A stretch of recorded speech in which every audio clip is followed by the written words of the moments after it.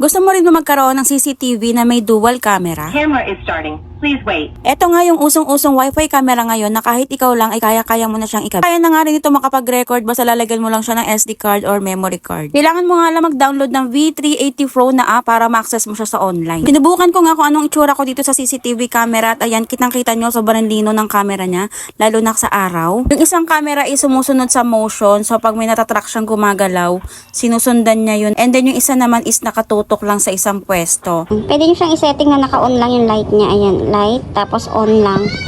Ayan, naka-on lang siya. Kung meron kayong SD card, pwede nyo mapanood to ng offline. Ito, click nyo lang tong playback. Saka dito sa micro SD card. Ayan, doon nyo mapapanood yung mga record. Ayan yung mga na-record dito sa camera kanina. Ayan, yung oras yan. Tapos pwede nyo siyang i-forward, iusad-usad nyo lang to. Kasi mga na-record na yun, pwede nyo yung i-save. Very useful talaga nito lalo na sa panahon ngayon na kailangan talaga natin mag-ingat. Sobrang daling gamitin at very affordable pa, kaya ano pang hinihintay mo? Check out mo na yan.